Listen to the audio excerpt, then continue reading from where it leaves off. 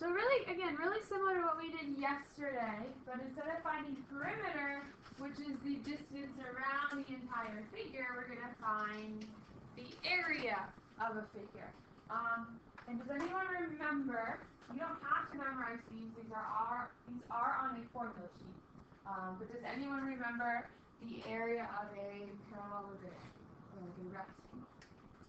Remember that formula. Something times something.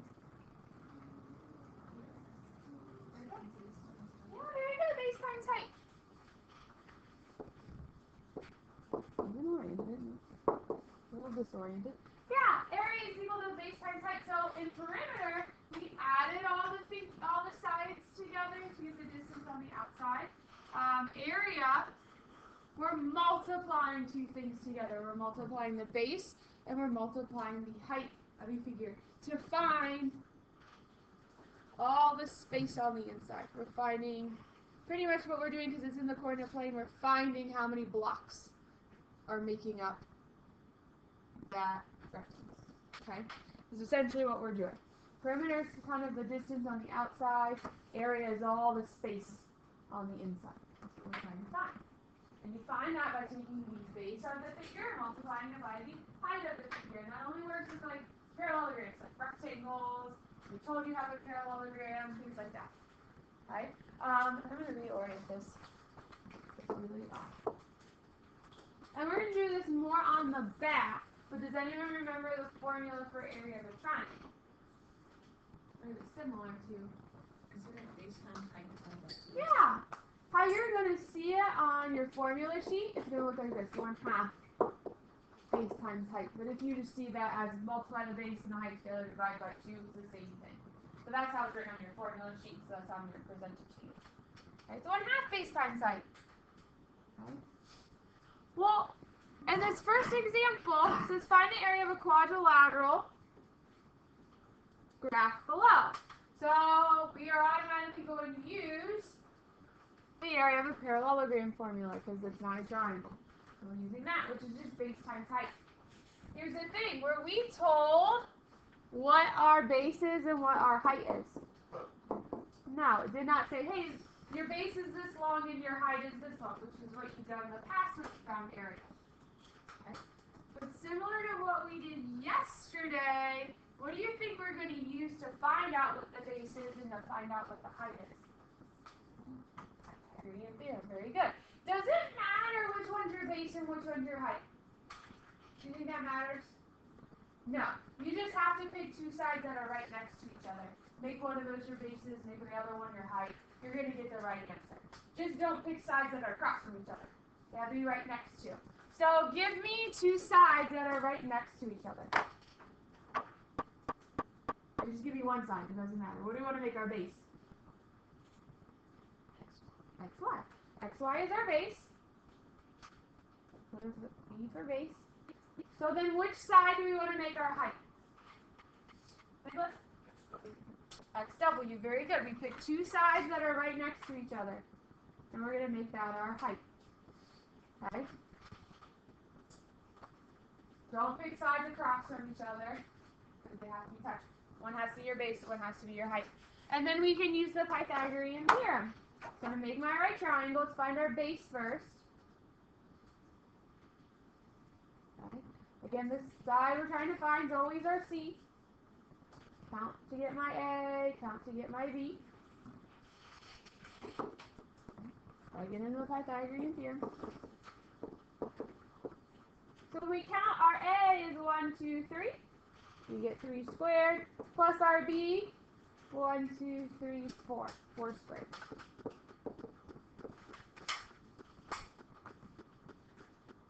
And what do we get when we do 3 squared plus 4 squared? What do we get? Yeah, what do you get when you did 3 squared plus 4 squared? 45. What do you get? Sorry. 25? Okay, thought you said 45. And then what do we still have left to do that we can't forget to do? There you go. Square root it. Don't forget that step. And is 25 a perfect square? So we can take the square root of it. What's the square root of 25? 5. Okay. When, especially for area, like we talked about yesterday. Okay.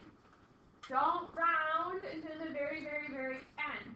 So if that was not a perfect square, just like we did yesterday, we would have left it as a round. Okay. If you round, you're not going to get the right answer. So don't round to the very end, just like we did yesterday.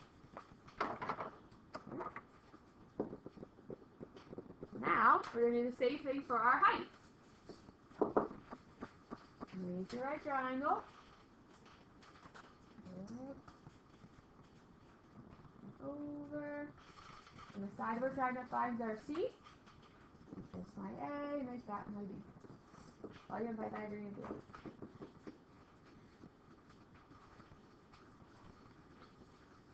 So when we count, what was the length of this side going up and down? What's the length of this side right here? Okay. Cool. 12 squared. What's the length of this top part? Good, 9. And what do we get when we do 12 squared plus 9 squared? Back. And what, again, can we not forget to do at the step? We have to remember to do.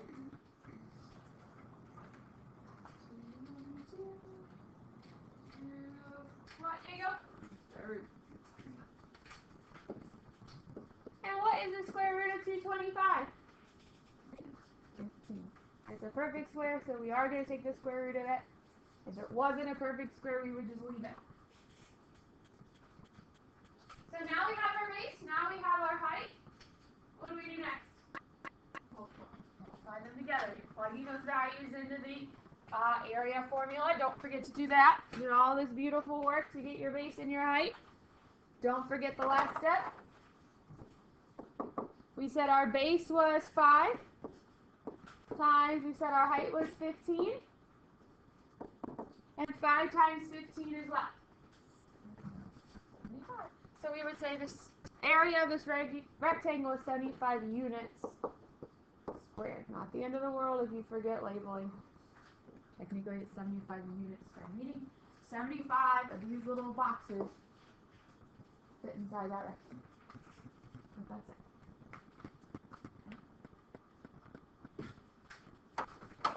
Questions over that?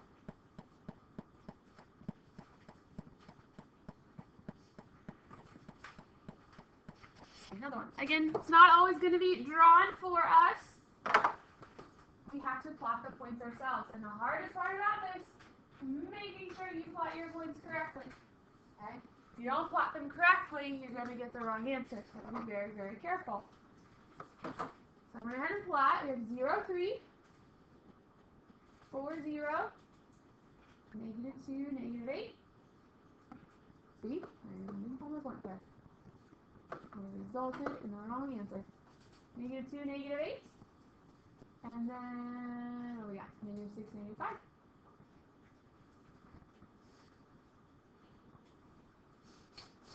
And here. And label A, B, C, and D. Again, we're asked to find the area. You don't have to memorize these formulas. They're going to be on your formula sheet. Okay, so don't worry about memorizing them. But what, again, is the formula for the area of a rectangle? What are we going to use? Area is equal to and height. So that's all we need to find. We weren't given the base, we weren't given the height, so we need to find it. And again, doesn't matter really which side you make your base or your height. No, all that matters is that they're right next to each other. So Brooke, give you the side we want to make our base.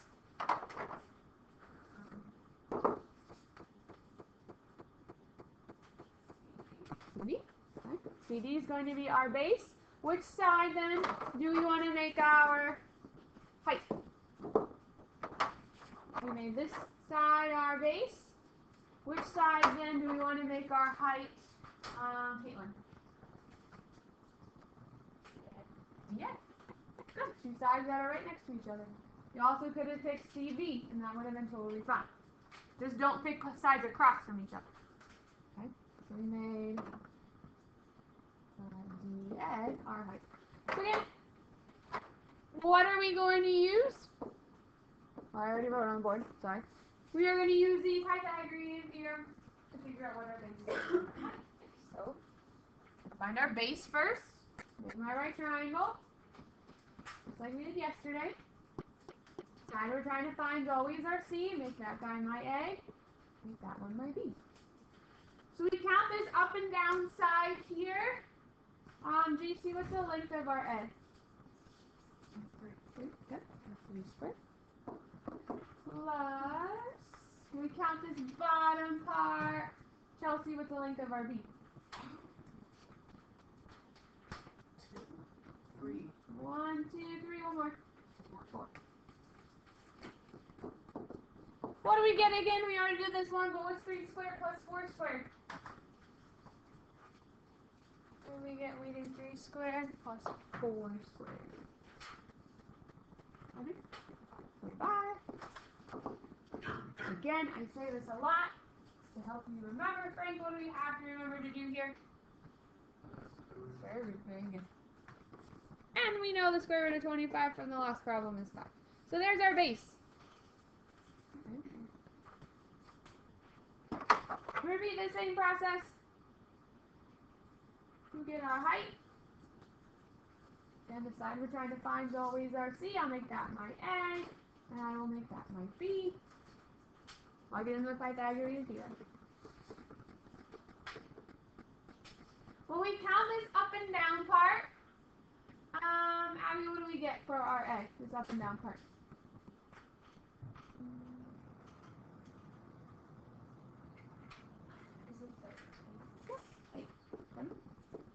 And then when we count this across part to get our B, Cassie, what do we get? 6. And then what's 8 squared plus 6 squared?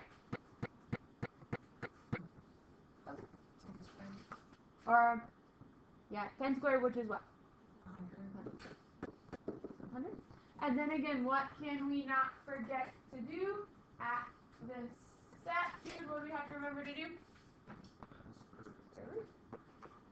And the square root of 100, just shout it out, is what? So there's our height. We have our base, we have our height. What do we have to remember to do? What, Caitlin? Find the area. Got to multiply them together. Plug in our area formula. So area is equal to, we said our base was 5 times our height is 10. And what do we get when we do 5 times 10? 50. The area of that rectangle is 50 units squared, not the end of the world if you forget the label.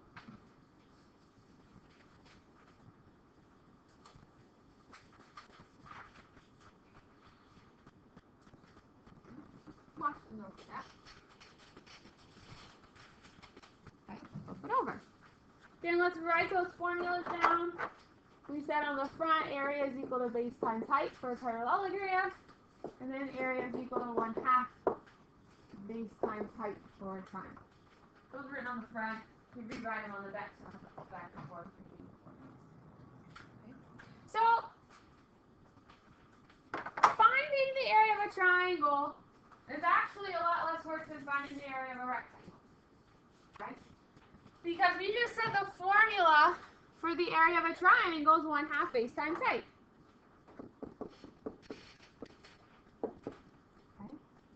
And it doesn't matter how the triangle is oriented, your base of your triangle is going to be the flat side.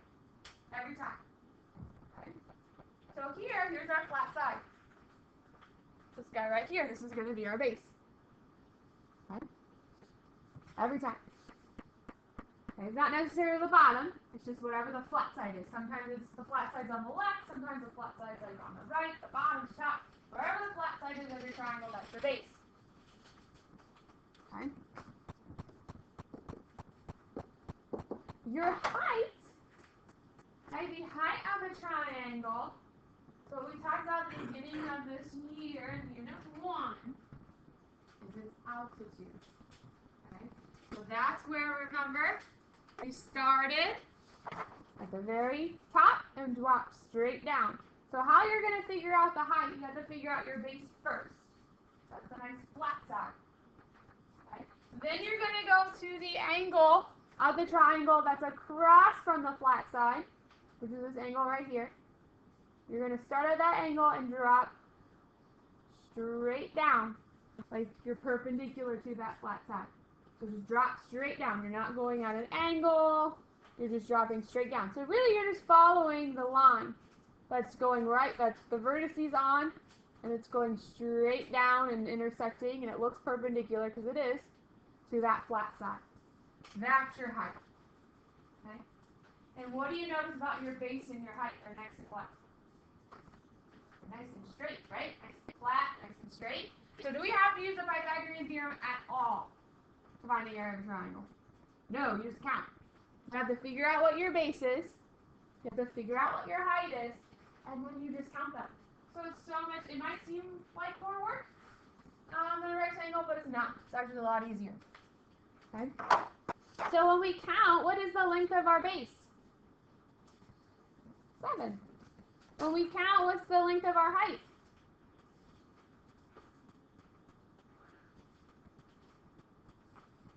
Our height is 6. And now we have our base, we have our height, we just plug it into that formula. So area is equal to 1/2 times 7 times 6. And what do we get? We do 1/2 times 7 times 6.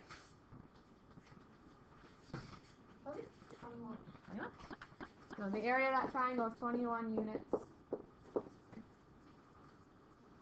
So not too bad.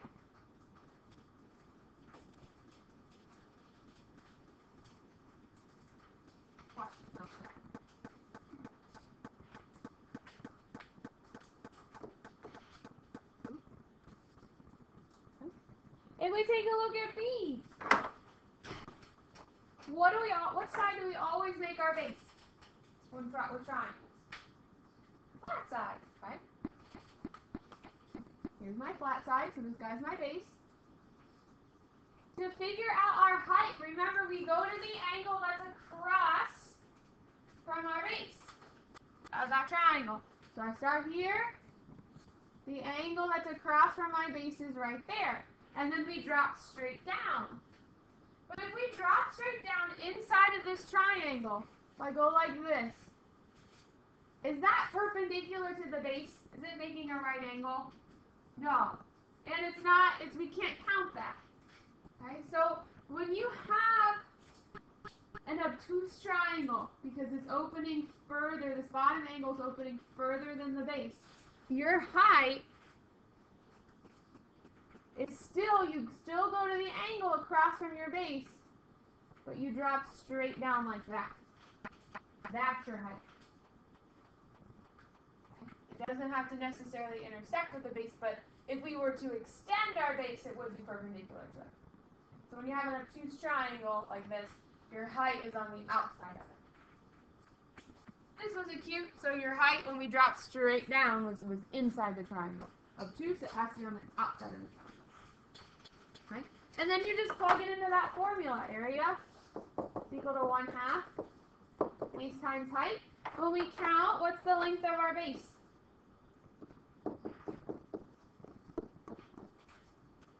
Our base is 1, 2, 3, 4, 5, 6, 7, 8. And then what's the length of our height?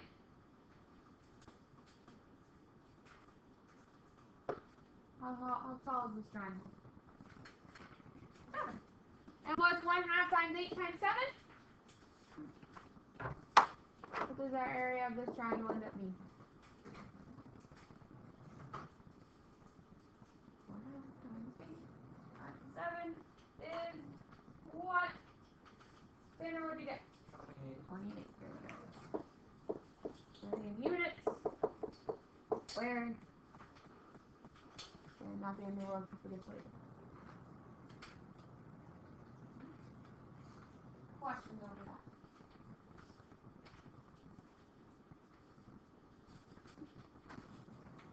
Sometimes, this last example, you're going to actually do both in one problem. You're going to combine the two things. You're going to be given a triangle or a rectangle, and it's going to say, hey, find the area and the perimeter. Okay? So I like to find the perimeter first, and then the area is much easier because we already found those lengths. So let's go ahead and plot these points. You're going to be very, very careful when you plot them. If you mess up on plotting them, you're going to mess up on the whole thing. At this point to -1, 8, 1, and then 7, 4.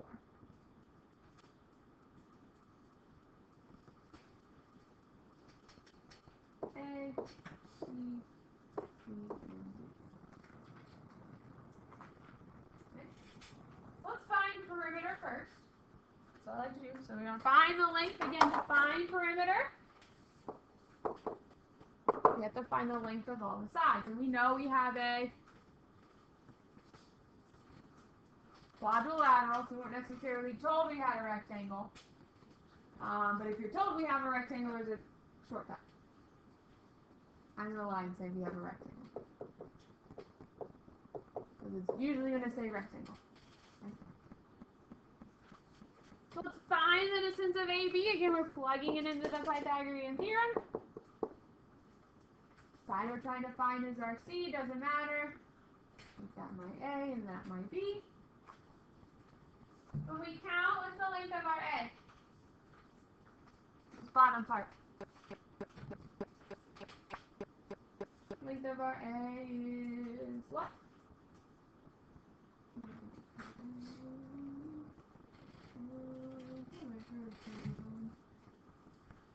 Isabel, what's the length of our A? This bottom part. What? Back to you, Isabel, what's the length of our B? And what do we get when we do 1 squared plus 3 squared? 10. And again, what do we have to remember to do here?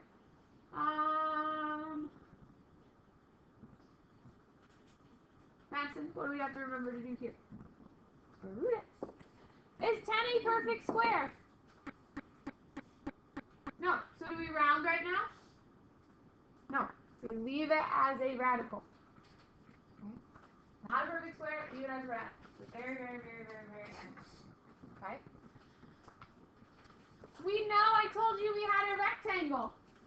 What do we know about the opposite sides of a rectangle? We talked about it yesterday to save yourself some time. They're the same. So what side is also going to be radical 10? DC. That's the side that's across from AB. So we know DC is radical 10. Without having to do any work. Now, if you forget that, you're just going to do a little bit more work and do the Pythagorean theorem a few more times. Not the end of the world. But if you just remember that, save yourself some time. Okay. So now let's find the length of AD.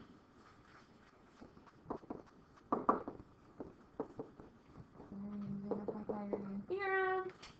Side we're trying to find is our C. Make my right triangle. And make that my A and that my B. When we count, my A is 1, 2. And my B is 1, 2, 3, 4, 5, and 6. Okay. So we get 2 squared plus 6 squared equals 2 squared. What do we get when we do 2 squared plus 6 squared? 40. 2 squared. And what can we not forget to do at this step? Don't forget to do that. Super important. Again, 40 is not a perfect square, so we are going to leave it as radical 40. We know we have a rectangle, so we know opposite sides of the rectangle are the same. So what side is also going to be radical 40? BC. So without having to do any work, you also know BC is a radical 40. Again, if you forget that, you're just going to do the Pythagorean theorem two more times if you can do. Not the end of the world. You're still going to get the right answer. Right? It's just helpful to remember so you do less work. So now that we know the measurements of all 4 of our sides, to find the perimeter, What do we have to do with them? Add them all together. And again, be very careful when you're plugging in your calculator. Here's the perimeter. We're doing radical 10 plus radical 10 plus radical 40 plus radical 40.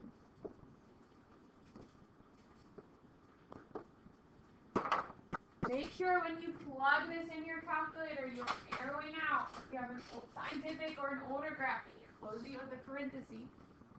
Okay? What did it say to round to? Did it say to round? No, not good. So we're going to round to the nearest 10th. So when we round to the nearest 10th and we plug all that into our calculator, what do we get? What is it? 19 point what? So it's 18.97 about. So the 7 would bounce the 9 up to 10. And then the 1 would carry over to the 8 and make it 19. This seems really weird, but you gotta put that 0.0 to show that you rounded. By not putting the 0.0, you're saying it's exactly 19, and that's not true. So it's a little odd that you have to put that there, but you do. So our area is about 19 units, 0.0. The 0.0 shows that you round, but it's not exactly 19.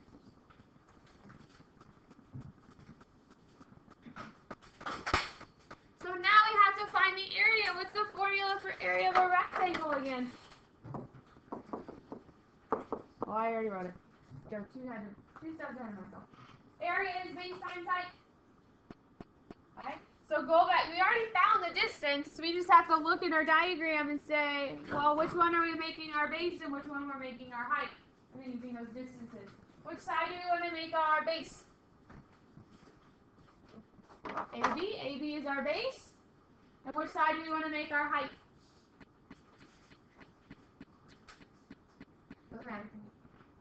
What do we say? AD. Good. You could have picked DC and CB as your base and height. You could have picked CD and AC as your base and your height. We just have these two sides that are next to each other. Not a problem. Okay, well we said the distance for AB was radical 10, and we said the distance for AD was radical 40. So that's what we're plugging into our calculator, into our formula. We get radical 10 times radical 40. This is why it's really important to not round to the very, very, very end. Okay, because when we plug these in, our calculator,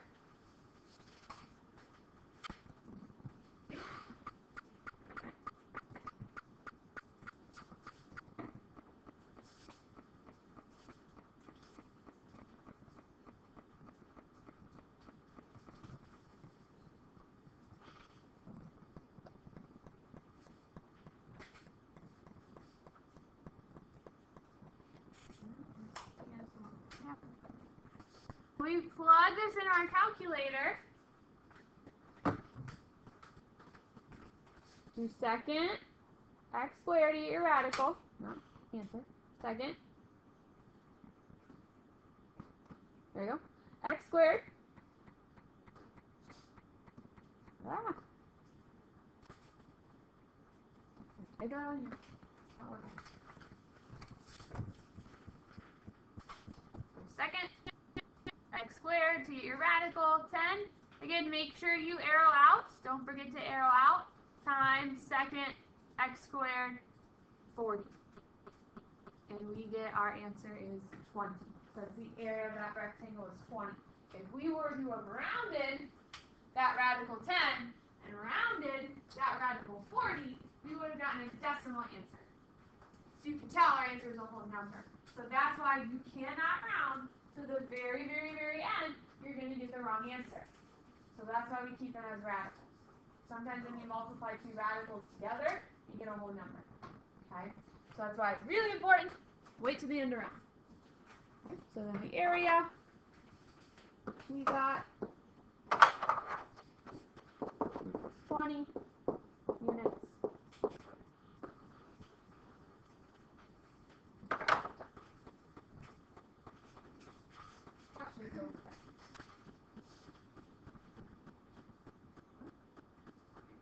rest of the time is yours.